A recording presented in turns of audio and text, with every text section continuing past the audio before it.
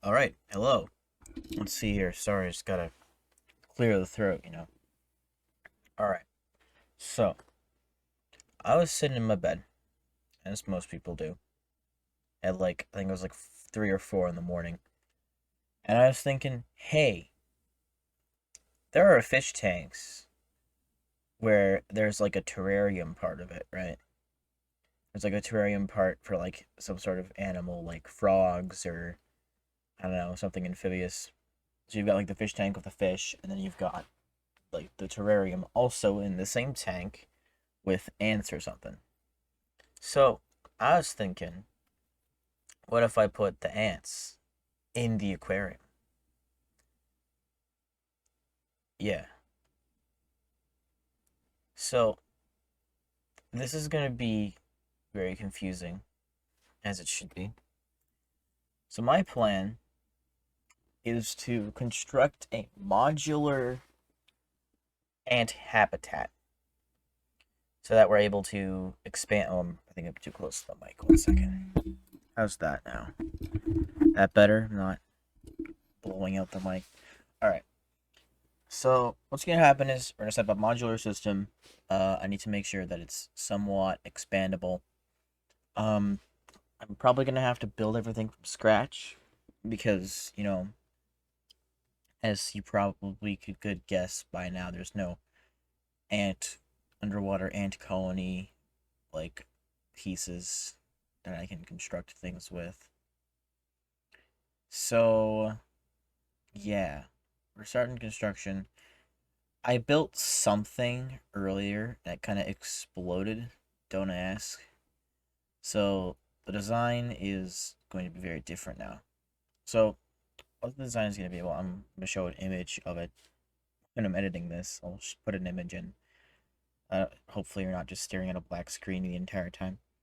So we're going to have a main tube that kind of goes down into the ant colony. This isn't going to be for just air circulation. It's going to be two tubes. One tube is going to be a water tube, so I can put some nice water into like a feeding area. And then I'll have a tube with probably sugar water or honey or something. I will feed them solid food. The only issue is that, waste is going to be quite a problem. So, I've got a box off to the side. I don't know if you can see it. We'll probably have waste listed on it. The waste box is very self explanatory because it's going to have, you know, all the waste in it, like dead ants, pieces of hard food that they didn't finish. The main thing, you'll be able to see it. It's like a bulb, not really a bulb. It's kind of like a dome. It's a rectangle then the dome. That thing is going to be where I keep all the dirt and hopefully the ants, because the ants are gonna wanna. Well, I'm probably just gonna have one place for dirt.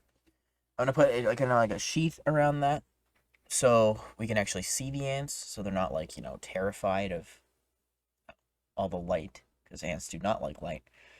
Something I've been kind of worried about is the queen, because we're gonna have to put the queen in there somehow. I don't know how I should store her when I actually get her. That's the problem. Because I don't know, because I know you're supposed to put it in like a dark area, but it's like I'll need to figure out if the water will do something. Again, there's going to be air. They're going to be in a dry environment. They're not going to be in the water. It'd be stupid. The colony itself will be underwater, but the colony, the actual ants and stuff, will be inside of a nice airtight area. Or not technically airtight because there's a tube that just goes up to the surface.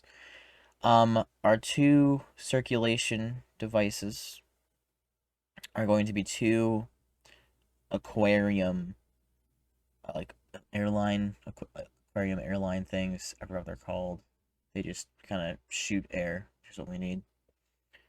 Um, that's going to be how we're gonna oxygenate the colony. The reason I have that kind of like the smokestack idea for the middle part is just gonna be so I can put the food tubes in there without any major issues. The food tubes are going to be connected to airline tubing because that's the only thing I could find. Surgical tubing was annoying and I wasn't really able to buy it. Um, Again, they're both going to be syringes. One's going to be probably honey or like sugar water. I'll have to see. The other will just be air and a cotton ball, and they'll both have to have like a cotton ball or something. I have done tests just to make sure ants don't freak out when you actually put them underwater because that's been kind of a it's been a worry of mine. That is not the case though. They don't flip out, which is good. Uh, yeah, it should be good. We're starting out with 10 gallon. It will be fine. I'm not worried about it. If people are interested in this, I'll probably set up like a Patreon or something, and we can save towards a bigger tank. But at the moment, we just need the 10 gallon. This is more. This is mostly just a thing that I wanted to do. I thought it'd be interesting.